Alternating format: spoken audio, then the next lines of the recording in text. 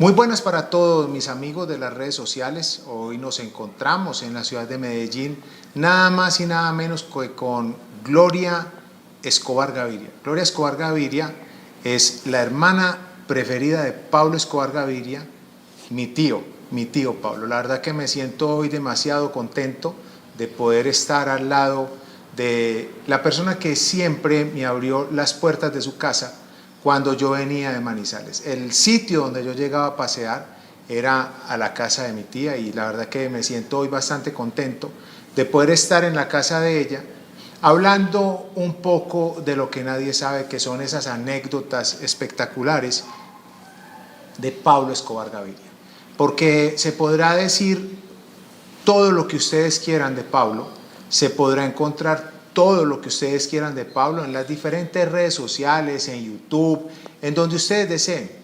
Pero las voces reales, las voces que fueron compañía de Pablo, las voces de las personas que estuvieron al lado de Pablo, hace mucho tiempo no se escuchan sonar. Y hoy es esa oportunidad magnífica de poder estar al lado de mi tía Gloria para poder contarles a ustedes esas anécdotas espectaculares, como cuando tuvo la primera oportunidad la tía, por decir algo, de llegar a la Hacienda Nápoles, o cuando tuvo la primera oportunidad la tía de estar al lado de Pablo en un momento de triunfo de él, como fue cuando ganó las elecciones con una votación abismal acá en la ciudad, no de Medellín, sino de Envigado, muy cerca. Para las personas que no conocen Colombia, pues estamos en Medellín, muy cerca de Envigado.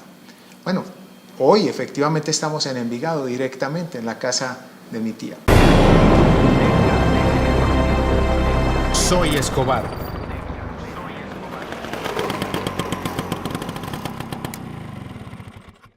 Así que tía, muchas gracias por aceptar la invitación de poder contarle a todas las personas esas historias desde lo más profundo de nuestra familia, para que sean partícipes todos ellos y pues puedan tener eso que muchas personas hablan y hablan y hablan, pero que nunca han tenido la oportunidad de tener esa posibilidad de escucharla a usted en una conversación amena y totalmente diferente sobre Pablo Escobar Gaviria, Con su mucho hermano gusto, y mi tío. Nicolás.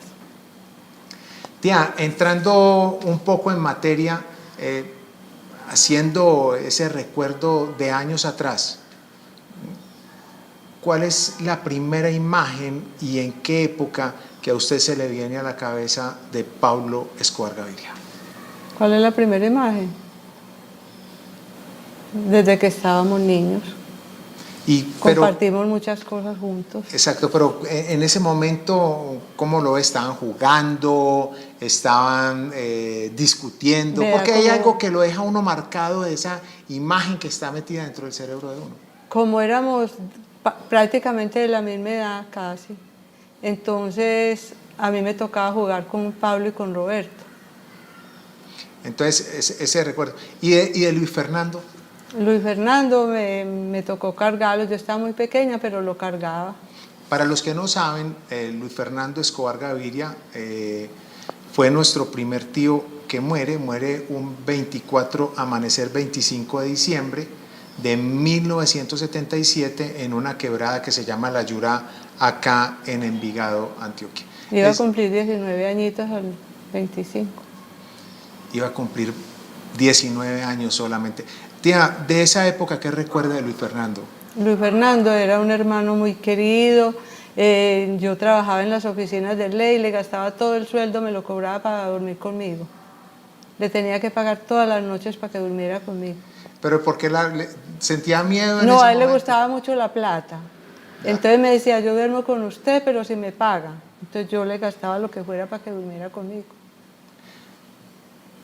Hay cosas que la gente desconoce de la familia y recuerdo, yo estaba muy niño, muy pequeñito, no sé si usted tiene eso dentro de su memoria también, cuando Luis Fernando monta la venta de bolis. El bolis es un jugo que se mete dentro de una bolsa plástica y se congela para que con los calores que hay acá en la ciudad de la eterna primavera, pues poder disfrutar de algo frío para uno ir chupando. ¿Recuerda usted ese momento? Sí, recuerdo el momento en que montó la fábrica de bolis. Y le iba muy bien con su negocio porque él era muy rebuscadorcito. Y Le muy- gustaba mucho la plata, Y muy negociante. muy buen negociante. ¿Recuerda a Luis Fernando cuando monta la venta de conejos? Sí, también lo recuerdo, que los llevaba pelados a la casa. Yo era demasiado pequeño en esa época, pero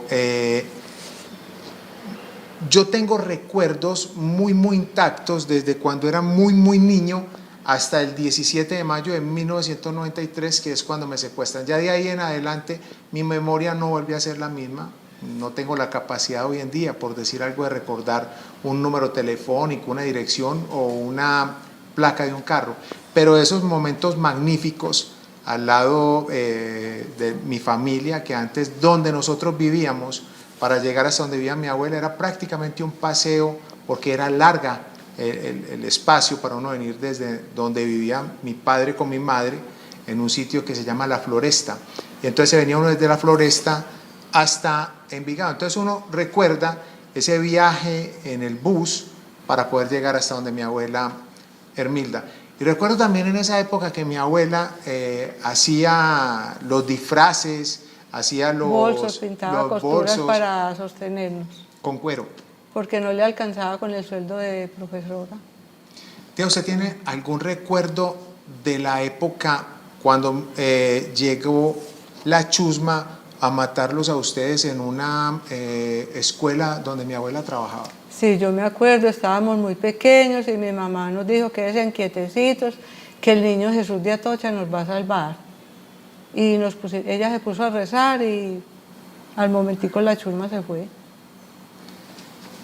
Épocas fuertes. Y de ahí cuando pasa eso de la chusma, ya es que llegan a vivir a Medellín ustedes. A Río Negro. A Río Negro. A mi mamá la trasladan a Río Negro y ya, o sea, ahí en Guayabito, en la escuela de Guayabito en Río Negro, por Llano Grande. Guayabito. Yo tengo imágenes Guayabito. que las estaré montando acá en este De video. la escuela las puede montar. De esa escuela que queda en toda una recta antes de llegar a la desviación hacia el aeropuerto internacional que queda en Río Negro. Y de ahí se vienen a vivir a Medellín. Al tiempo. Siempre desde ahí pasó a una escuela Campo Alegre por el mismo sector de Río Negro.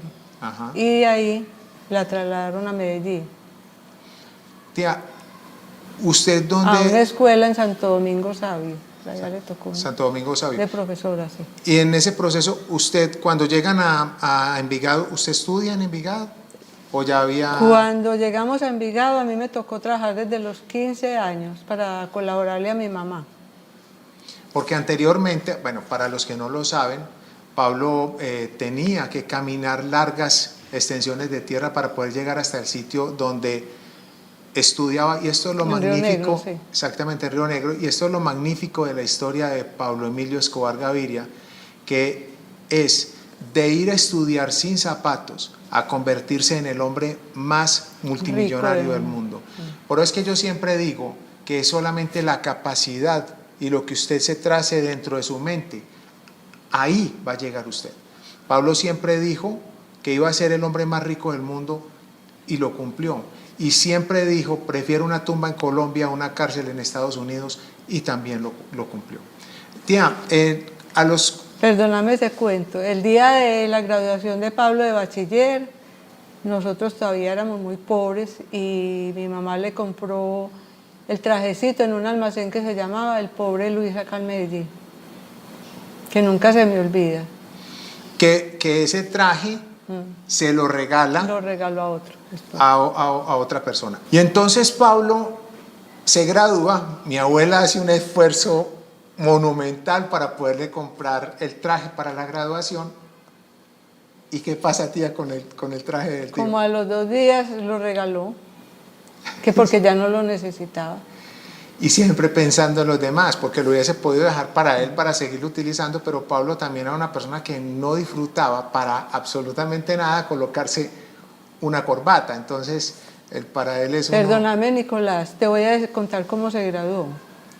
Pues le dijeron a mi mamá que a Pablo le quedaban pendientes 2 materias. Entonces mi mamá compró una gallina y dijo, vengámonos, acompáñeme Gloria, vamos donde el rector de la Pascual Bravo era, de la Pascual Bravo, y mi mamá se le apareció allá con la gallina, le dijo, no, pero es que este muchacho se queda con 2 materias, dijo, no, aquí le traigo esta gallinita, déjeme graduar el muchacho, y así fue.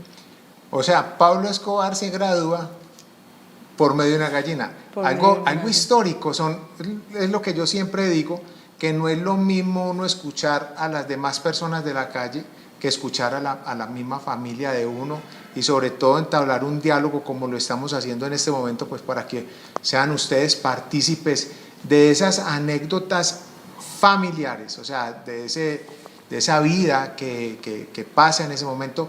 Y hablando de eso, tía, El sellito que falsificó del rector. ¿cómo fue el proceso de lo del sello? Él se robó como las llaves de la rectoría y se entraba a la rectoría y le falsificaba calificaciones a mucha gente, que hoy muchos médicos, muchas enfermeras y mucha gente le agradecen a Pablo, O sea, lo que son.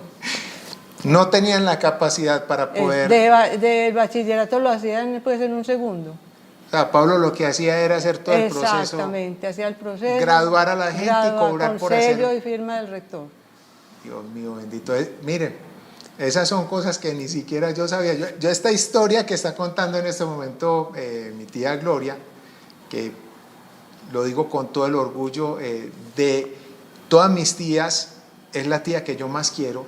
La verdad que siempre que llegaba de Manizales, que fue el sitio donde me crié, mi juventud, siempre llegaba a la casa de mi tía Gloria a hacerle maldades. Soy Escobar.